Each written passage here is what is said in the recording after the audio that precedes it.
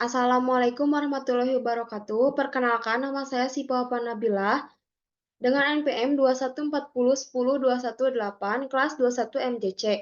Di sini saya akan mempresentasikan hasil dari pengerjaan tugas saya mata kuliah Metodologi Penelitian Manajemen Sumber Daya Manusia dengan dosen pengampu Bapak Profesor Dr. Haji Horas Julius SE dan Bapak Erik Sawal Al-Ghifari SE MM. Judul dari tugas saya yaitu pengaruh disiplin kerja dan beban kerja terhadap kinerja karyawan PT Kereta Api Indonesia Kantor Pusat Kota Bandung. Baik, langsung saja kepada penjelasannya.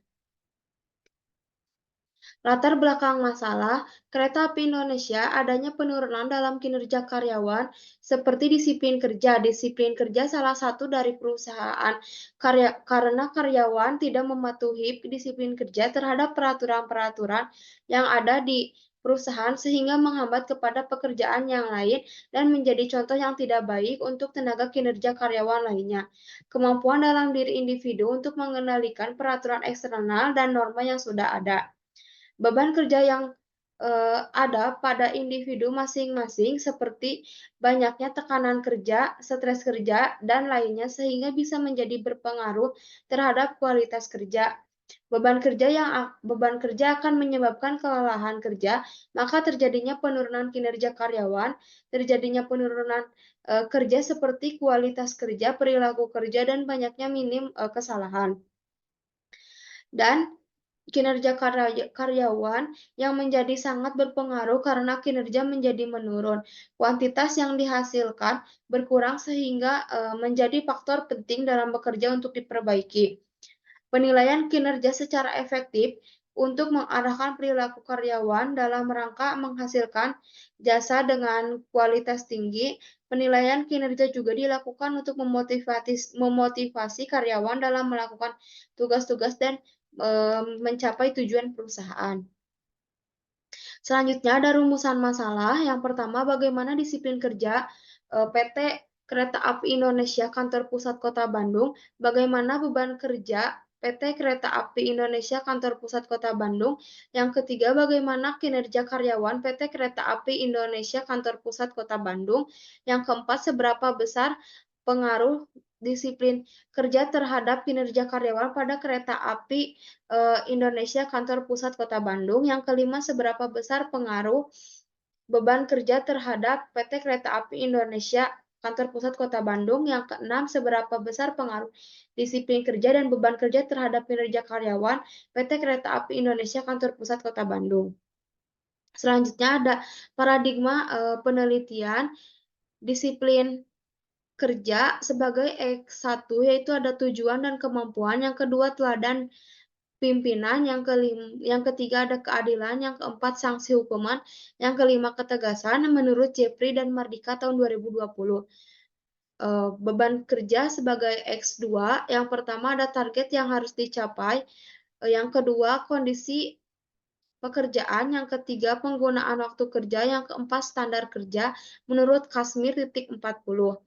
Kinerja di sini ada kinerja karyawan sebagai variabel Y. Yang pertama ada kuantitas, yang kedua kualitas, ketiga ketepatan waktu, keempat efektivitas, yang kelima pengawasan, yang keenam hubungan kerja menurut Adhari tahun 2020.77. Akan adanya penurunan kinerja karena ada bermasalah di dalam disiplin kerja dan beban kerja sehingga akan menghambat kepada kinerja, akan adanya penurunan. Selanjutnya ada metode penelitian. Metode penelitian yang digunakan menggunakan metode kuantitatif, deskriptif, dan verifikatif. Jenis sumber data yang digunakan yaitu data primer dan data sekunder. Operasional variabel, definisi variabel, disiplin kerja X1. Disiplin adalah sebuah sikap seseorang yang memiliki tingkat disiplin, tidak hanya patuh pada peraturan saja yang berlaku juga, tetapi mempunyai niat yang membawa diri dengan kebijakan organisasi. Menurut Agustin tahun 2019, dimensi yang pertama hubungan manusia, indikator saling menghargai antar karyawan, ukuran tingkat saling menghargai, skala ordinal nomor item 1.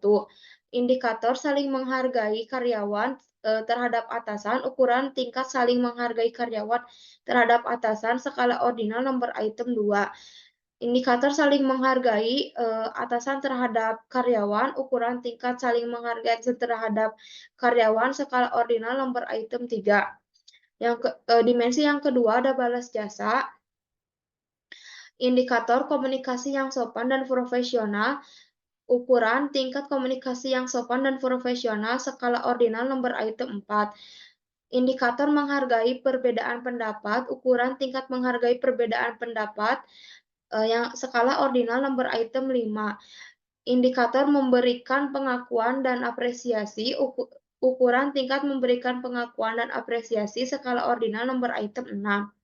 Dimensi yang ketiga ada sanksi hukuman, indikator ketaatan pada jadwal waktu kerja, ukuran tingkat ketaatan pada jadwal waktu kerja, skala ordinal nomor item 7. Indikator mengikuti prosedur dan kebijakan perusahaan, ukuran tingkat mengikuti prosedur dan kebijakan perusahaan, skala ordinal nomor item 8. Indikator kehadiran, ukuran tingkat kehadiran, skala ordinal nomor item 9. Yang kedua ada beban kerja sebagai variabel X2. Beban kerja muncul dari interaksi antara tuntutan tugas, lingkungan kerja di mana karyawan ditempatkan, keterampilan yang dimiliki, perilaku, persepsi dari karyawan. Menurut Susiarti tahun 2019. Dimensi yang pertama, target yang harus dicapai, indikator memahami terhadap tugas, ukuran tingkat memahami terhadap tugas, skala ordinal nomor item 10. Indikator memaksimalkan pencapaian target, ukuran tingkat memaksimalkan pencapaian target, skala ordinal ukuran 11. Nomor item 11. Dimensi yang kedua, penggunaan waktu kerja, indikator efisiensi waktu, ukuran tingkat efisiensi waktu, skala ordinal nomor item 12. Yang kedua, terus indikator produktivitas, ukuran tingkat produktivitas, skala ordinal nomor item 13. Yang ketiga ada dimensi kondisi pekerjaan, indikator kesehatan dan keselamatan kerja, ukuran tingkat kesehatan dan keselamatan, skala ordinal nomor item 14. Indikator yang kedua, gaji dan kompensasi, ukuran tingkat gaji dan kompensasi, skala ordinal nomor item 15. Selanjutnya ada kinerja karyawan, yaitu sebagai variabel Y. Kinerja karyawan merupakan hasil fungsi pekerjaan atau kegiatan seseorang dalam suatu organisasi yang dipengaruhi oleh berbagai faktor untuk mencapai tujuan organisasi dalam periode waktu tertentu. Menurut Sinaga tahun 2020.14. Dimensi kuantitas kerja, indikator kecepatan kerja, ukuran tingkat kecepatan kerja, skala ordinal nomor item 16.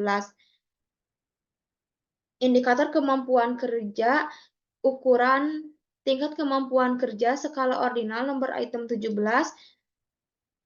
Indikator jumlah permintaan yang diselesaikan dikerjakan, ukuran tingkat jumlah permintaan yang diselesaikan dikerjakan, skala ordinal nomor item 18. Dimensi yang kedua, kualitas kerja, indikator kerapihan kerja, ukuran tingkat kerapihan kerja, skala ordinal nomor item 19. Indikator hasil kerja, ukuran tingkat hasil kerja, skala ordinal nomor item 20. Yang terakhir ada indikator teliti dalam bekerja, ukuran tingkat teliti dalam bekerja, skala ordinal nomor item 21. Dimensi ketepatan waktu, yang indikator pemecahan konflik, ukuran tingkat pemecahan konflik, skala ordinal nomor item 22. Indikator efisiensi kerjasama, ukuran efisiensi kerjasama, skala ordinal nomor item 23. Indikator komunikasi efektif, ukuran tingkat komunikasi efektif, skala ordinal nomor item 24.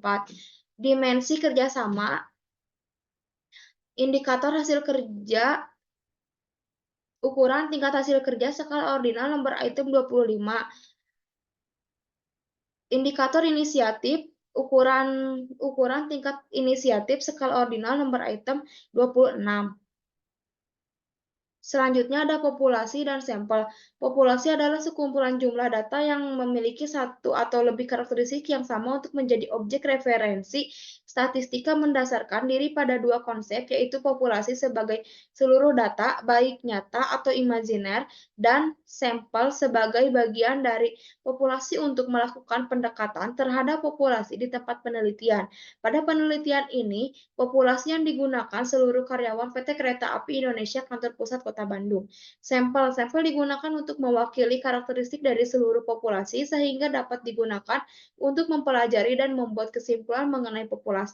Jumlah penentuan sampel penelitian yang digunakan dalam penelitian ini yaitu menggunakan rumus Lovin. Selanjutnya ada metode analisis data. Yang pertama analisis deskriptif yaitu meringkas dan menampilkan data sehingga lebih mudah dipahami. Penelitian mengumpulkan data dari informasi melalui kuesioner menilai bobot dengan skala Likert. Terus yang kedua ada analisis verifikatif, menentukan dan menguji kebenaran hipotesis.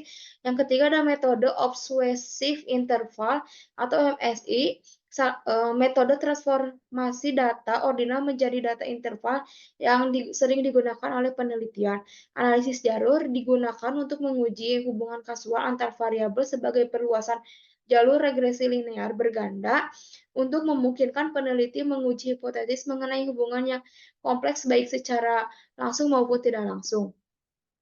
Yang kelima, persamaan struktural menunjukkan hubungan sebab akibat antar variabel yang diteliti yang diwakili dalam bentuk persamaan matematis. Yang keenam ada pengaruh langsung atau tidak langsung ketika satu variabel independen mempengaruhi variabel dependen tanpa mempengaruhi variabel dependen lainnya. Analisis korelasi untuk menderajat hubungan atau kekuatan korelasi antar variabel penelitian. Koefisien yang terakhir, koefisien determinasi untuk mengevaluasi seberapa baik model regresi yang dihasilkan dalam memprediksi nilai dependen serta digunakan untuk melihat persentase.